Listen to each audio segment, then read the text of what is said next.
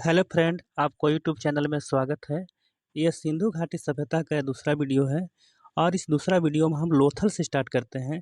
और ये लोथल है, ये गुजरात के अहमदाबाद के ज़िले के भोगवा एवं साबरमती नदी के संगम स्थल पर एक आयताकार क्षेत्र में है से फैला हुआ है। और इसका खोज 1957 ईस्वी में रंगनाथ राव ने किया था। यह एक ज्वारीय बंदरगाह है और सिंधु घाटी के काल में भी यह बंदरगाह था। और देखिए इस तरह के बंदरगाह वहाँ से प्राप्त हुए हैं। ये सिंधु घाटी सभ्यता के एक बंदरगाह है। यह लोथल का बंदरगाह है जहाँ से देश विदेश के सामान आयात निर्यात होते थे। अब चलिए आगे यहाँ देखते हैं कि यहाँ पर इसको सिंधु सभ्यता का मिनी सभ्यता भी कहा जाता है। इसको तो मिनी सभ्यता क्यों कहा जाता है? क्योंकि यह सिंधु सभ्यता जो हड़प्पा मोहनजोदड़ो में जो सामान पाए गए हैं वो लगभग सारे सामान यहाँ पर मिले हैं।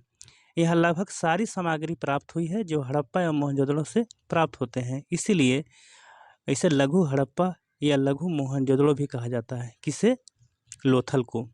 लोथल सिंधु सभ्यता के एकमात्र ऐसा स्थान है जहाँ मकान के खिड़कियाँ दरवाजे जो हैं, खिड़कियाँ और दरवाजे जो हैं सड़क के पीछे सड़क की ओर खुलती थी। सड़क के पीछे नहीं, सड़क की ओर खुलती थी। और सिंधु सभ्यता के जितने भी मकान हुआ करते थे उसके जो दरवाजे होते थे और खिड़की होते थे वह सड़क के पीछे खुलते थे। लेकिन लोथल ही एकमात्र ऐसा है जहाँ पर इसके दरवाजे और खिड़की दोनों रोड के सामने खुलते थे। इसका एक ही वजह है कि एक व्यापारिक केंद्र था, यहाँ पर बहुत सारे सामान आयात निर्यात होते थे, इसलिए शायद ऐसा होगा।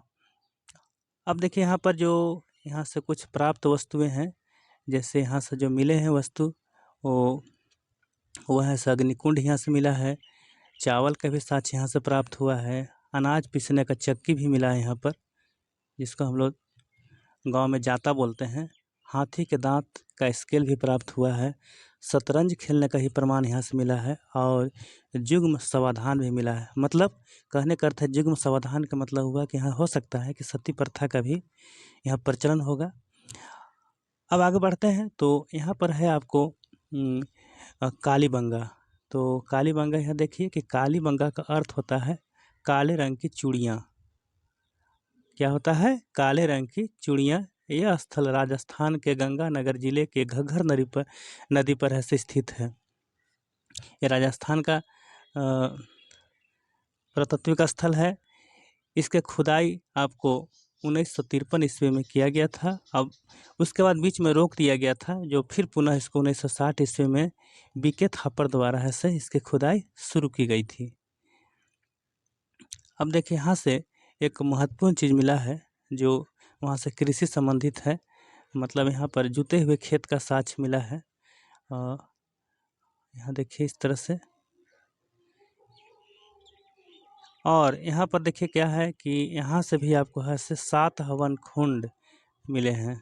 7 हवन कुंड इसी से मिले हैं। यहाँ के बेलनाकार मोहरे भी प्राप्त हुए हैं यहाँ से, जो मेसोपोटामिया से मेल खाता है। मतलब इसका व्यापार जो है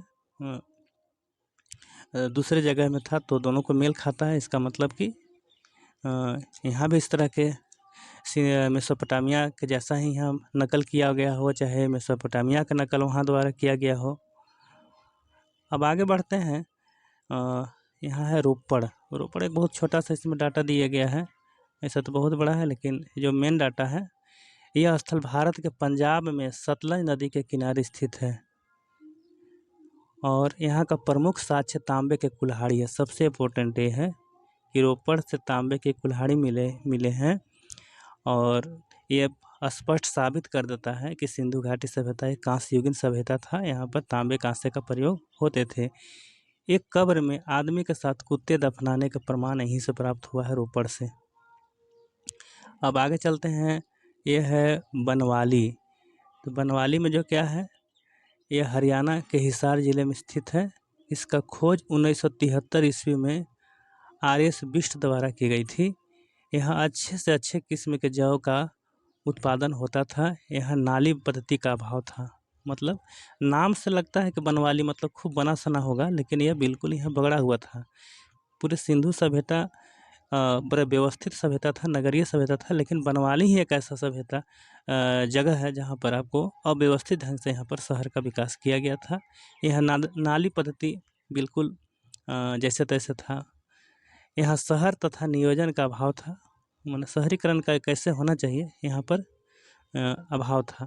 और पूरी सभ्यता में जो हम देखते हैं हड़प्पा मोहनजोदड़ो में, तो सारे सड़क ऐसे समकोण की ओर काटती थी, लेकिन यही एक बनवाली है जहाँ पर सड़कें ऐसे समकोण नहीं काटती है, मतलब जैसे तैसे घूम गया, ऐसे भी सर्किल ही बना के आ गया। तो इस तरह की यहाँ पर सड़कें पाई जाती थी। यहाँ हल के खिलौने भी मिले हैं, मतलब यहाँ खेती होती थी। अब एक छोटा सा आंकड़ा आपको है यहाँ पर रंगपुर। तो रंगपुर यह गुजरात के काठियावाड़ जिला में स्थित है और इसका खुदाई आपको 1953-54 में हुआ था। और इसका रंगनाथ राव जो है से इसका उत्खनन करता थे। यहाँ पर कच्ची ईंट का दुर्ग बना है। अक्सर हम देखते हैं कि सिंधु घाटी सभ्यता में पक्की ईंट का प्रयोग हुआ है, लेकिन यहाँ पर आपको कच्चे ईंट से मकान बने हैं। कहाँ पर? रंगपुर में। अब यहाँ पर देखिए कि यहाँ के आपको धान का भूसी का भी साक्ष्य मिला है, मतलब यहाँ चावल उत्पादन होता था। अब आगे बढ़ते हैं आलमगीरपुर। तो आलमगीरपुर कहाँ है? तो ये आलमगीरपुर जो है उत्तर प्रदेश के मेरठ जिला में स्थित है, जो हिंडन नदी के किनारे है। और इसका खुदाई आपको यज्ञदत्त शर्मा ने किए थे। और ये हड़प्पा सभ्यता का अंतिम चरण की रेखांकित करता है, मतलब यहाँ से आगे की हड़प्पा सभ्यता नहीं है, मतलब यहाँ समाप्त होती है। और इसके सबसे पूर्वी सीमा पर स्थित है। ये सिंधु सभ्यता का सबसे पूर्वी सीमा पर स्थित आपको आलमगीरपुर का स्थान है, जो सिंधु सभ्यता का अंतिम छोर में है। अब आगे चलते हैं। यहाँ पर है सुरकोटदा। यह गुजरात के कच्छ प्रदेश में स्थित है, जिसकी खुदाई जगपति जोशी ने कराई थी। और सामान्यतः घोड़ा हड़प्पा सभ्यता में नहीं पाला जाता था, किंतु यहाँ से घोड़े का अस्थि प्राप्त हुए हैं, लेकिन वो भी संदिग्ध अवस्था में कहा जाता है। अब है सुतका गेंडोर। जो सुतका गेंडोर जो है वह सिंधु सभ्यता के सबसे पश्चिमी प्रांत में स्थित है। कहाँ है? सबसे पश्चिमी प्रांत में। यह एक बंदरगाह स्थल था तथा सभ्यता के सबसे पश्चिमी स्थल में यह स्थित था।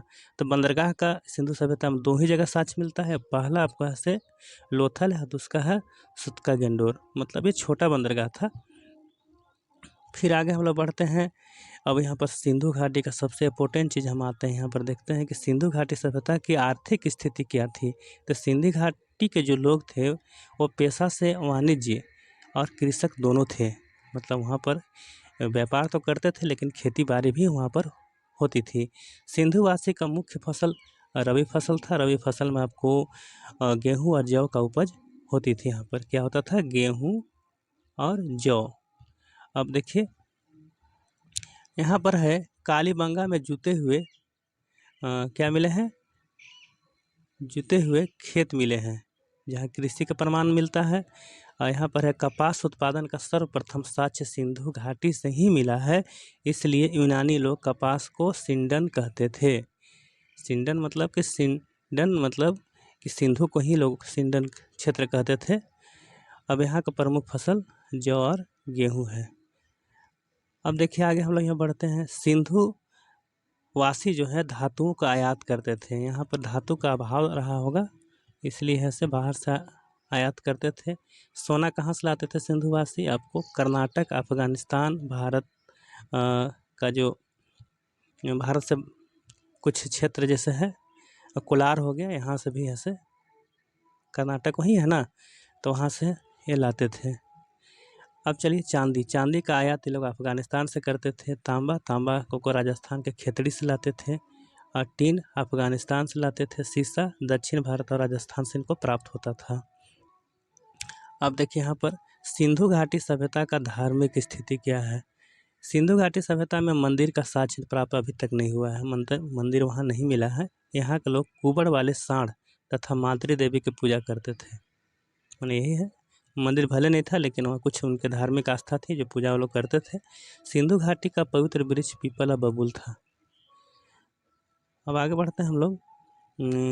यहाँ पर देखिए और है हड़प्पा के पवित्र पक्षी बत्तख था। बत्तख को लोग पवित्र मानते थे। हड़प्पा के में आपको ऐसे एक स्वास्तिक चिन्ह भी मिला है। स्वास्तिक चिन्ह जो मिला है, और जो ये चिन्ह बताता है कि यहाँ पर पूजा करते थे सूर्य भगवान को, यह प्रतीक था। और सूर्य को ये लोग ऐसे देवता मानते थे और उसकी पूजा करते थे। यहाँ पर पशुपति शिव को ही पूजा करते थे। यहाँ पत्थर के योनि और लिंग भी मिले हैं, जिससे पता चलता है कि यहाँ पर प्रजनन शक्ति के लिए ही पूजा होती थी। अब यहाँ देखिए कुछ बहुत इम्पोर्टेंट है जो इसको हम अलग कर दिए हैं। हड़प्पा में आपको कब्रिस्तान R37 6 छोटे अन्नागार, पीतल का बना इक्का, शंख का बना बैल गाड़ी और नटराज की मूर्ति प्राप्त हुआ है। कहाँ से? हड़प्पा से। अब आगे हम लोग बढ़ते हैं तो यहाँ पर है मोहनजोदड़ो। तो मोहनजोदड़ो से क्या क्या मिला? यहाँ तो बहुत सारा सामान मिला है, चलिए देखते हैं। मोहनजोदड़ो विशाल अन्नागार यहीं से प्राप्त हुआ है, जोगी के मूर्ति यहीं से मिला है, पशुपति के मुहर यहीं से मिला है, घोड़ा के हड्डी का अवशेष यहीं से प्राप्त हुआ है, हाथी का कपाल यहीं से मिला है, गले तांबे का ढेर, मैंने जो पिघला हुआ तांबा था उसका ढेर यहीं से प्राप्त हुआ है, कांस्य के नृत्य नारी मूर्ति यहीं से प्राप्त हुआ है, पुजारी का मूर्ति यहीं से मिला है, तांबे का कुबड़ वाला बैल यहीं से मिला है, सूती कपड़े का टुकड़ा यहाँ से मिला है हड़प मोहनजोदड़ो से। चलिए अब आगे चलते हैं। यहाँ पर है चहुदड़ो। तो चहुदड़ो क्या है? यहाँ पर कुत्ते बिल्ली के पद चिन्ह मिले हैं। कुत्ते बिल्ली मतलब कि बिल्ली आगे दौड़ रही थी या कुत्ते पीछे उसको पीछा कर रहा था, ऐसा चिन्ह हम मिला है। अलंकृत ईंट का अवशेष यहीं मिला है, मतलब बहुत डिजाइनदार ईंट चहुदड़ो से। और लिपस्टिक एवं दावत जो है यहाँ से मिला है, दावत उसको बोलते हैं, यहाँ पर आज छूट गया है। अब देखिए लोथल का है सबको जुगल समाधि, यहीं से प्राप्त हुआ है। घोड़े का अवशेष मिले हैं, धान के भूसी मिले हैं। अब आगे है रोपड़। तो रोपड़ में क्या है? तांबे के कुल्हाड़ी मिला है यहाँ पर रोपड़ से। और मानव कंकाल के साथ कुत्ते को दफनाने की साक्ष्य रोपड़ से ही प्राप्त हुआ है। काली मंगे में आपको जूते हुए खेत और अग्निकुंड यहाँ से प्राप्त हुआ है। तो चलिए आपका सिंधु घाटी सभ्यता का यह से अंतिम पार्ट था, और आपको अगर वीडियो अच्छा लगा है तो आप लाइक और शेयर ज़रूर करेंगे। धन्यवाद।